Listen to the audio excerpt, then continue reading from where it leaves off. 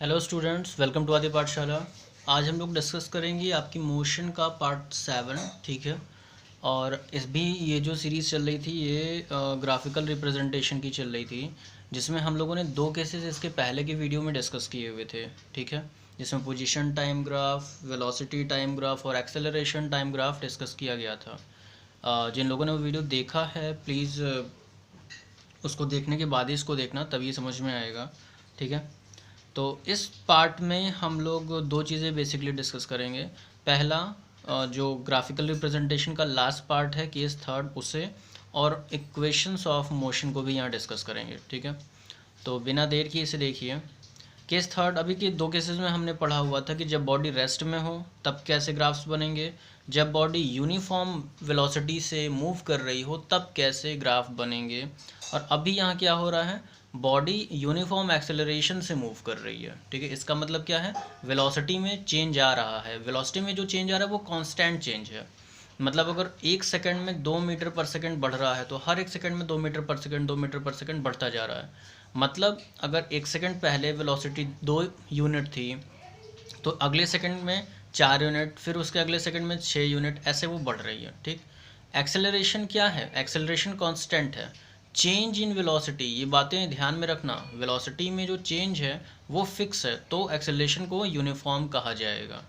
लेकिन पोजीशन में जो चेंजेस होंगे वो बहुत तेज़ी से होंगे, क्योंकि बार बार वेलोसिटी बहुत तेज़ी से बढ़ रही है। ठीक है। तो हम यहाँ पे इसे इस तरीके से समझेंगे। अब आप यहाँ देखो कैसे होगा ये। जैसे जब भी टाइम ज़ीरो था, ठीक है, अभी आप ग्राफ को मत देखो, बस इस पॉइंट को समझो। जब भी टाइम ज़ीरो था तो पोजीशन ज़ीरो थी, वेलोसिटी ज़ीरो थी, एक्सेलरेशन ज़ीरो था। एक सेकंड बाद हमने देखा कि पोजीशन 2 यूनिट हो गई। ठीक है। ऐसा ऑब्ज़र्व किया गया किसी भी एक ट्रायल में या एक एक्सपेरिमेंट में समझ लो। तो वेलोसिटी को हम यहाँ पर कहेंगे, वेलोसिटी जब यहाँ पर 2 हो गई, सॉरी, जब पोजीशन यहाँ पे एक सेकंड में 2 मीटर चल रही है बॉडी, तो वेलोसिटी 2 मीटर पर सेकंड हो गई। ठीक है। एक्सेलरेशन होता है change in velocity upon time. Velocity final minus initial upon 1, solve किया, आया 2 मीटर पर सेकंड स्क्वायर। ठीक है। जब टाइम एक सेकंड था तो 2 मीटर पर सेकंड स्क्वायर का एक्सेलरेशन था। वेलोसिटी का जो थी वो 2 मीटर पर सेकंड थी। अभी दूसरे में आओ। जब टाइम 2 सेकंड बीता, 2 सेकंड पे पहुँचे हम, तो हमने देखा पोजीशन 6 मीटर हो गई है। पहले 2 थी, अब 6 हो गई। यानी कि यहाँ जो चेंज आ रहा है वो कांस्टेंट नहीं है। आगे भी इसका पता चलेगा, 6 हो गई। वेलोसिटी 2 से 4 हो गई, यानी फिक्स चेंज है। और एक्सेलरेशन अभी भी 2 मीटर पर सेकंड है। इसके बाद तीसरे सेकंड पे ये देखा गया कि अभी ये 12 मीटर चल दिया। अभी एक सेकंड पहले 6 मीटर पे था, अभी 12 मीटर चल रहा है। आगे पता नहीं कितना फास्ट भागेगा।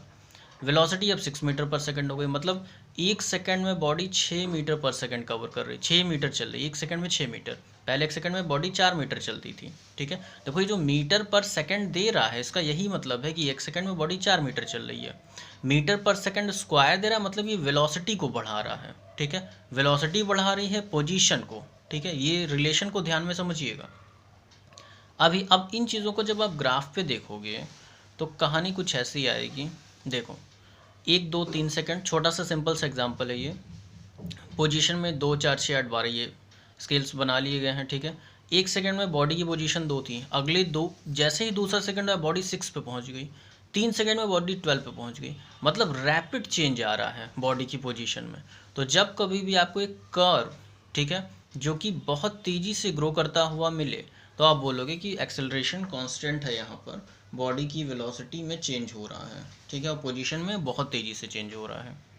ठीक है। इसके बाद अब इसका वेलोसिटी टाइम ग्राफ देखो। आप यहीं से देखो, जब टाइम ज़ीरो था तो v ज़ीरो था। जब टाइम 1 सेकंड हुआ तो वेलोसिटी 2 हो गई।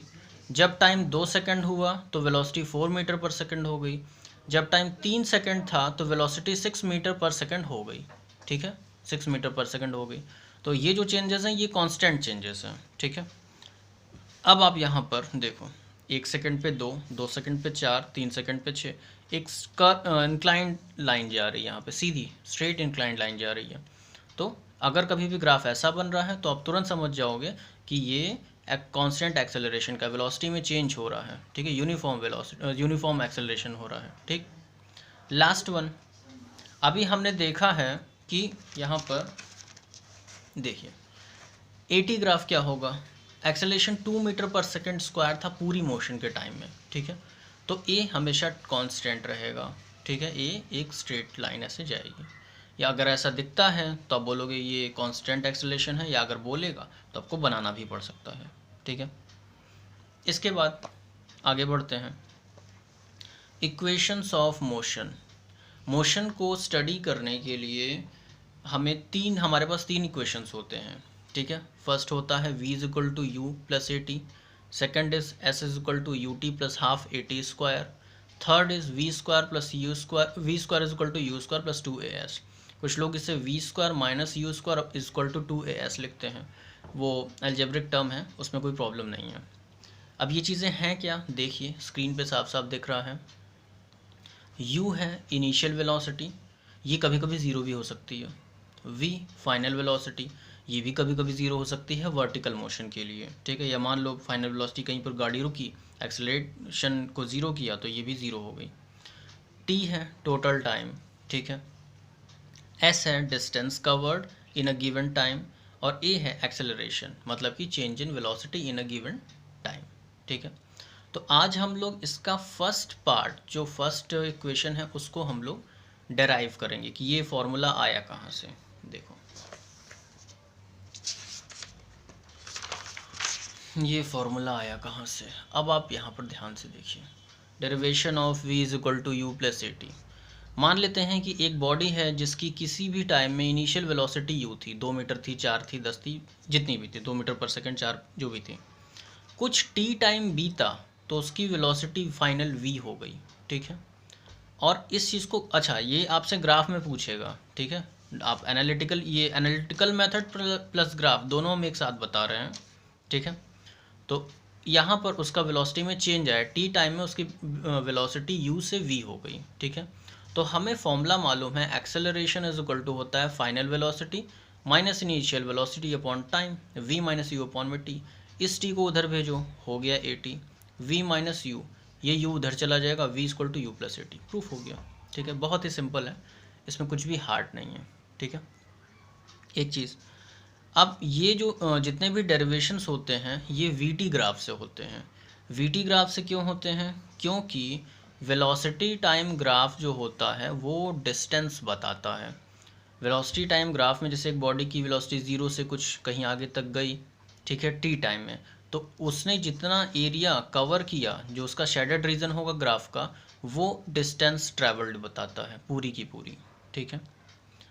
Area covered under VT graph tells the distance travelled, ठीक है, पूरी की पूरी डिस्टेंस बताइए। अगर यहाँ से स्टार्ट हो रहा है तो एक ट्रेपेजियम मेंटेन करेगा, ठीक है। अगर वेलोसिटी कांस्टेंट है तो एक रेक्टेंगल या स्क्वायर बनाएगा। तो इन सारे चीज़ों से हम एरिया निकाल करके डिस्टेंस ईजिली निकाल सकते हैं, ठीक है।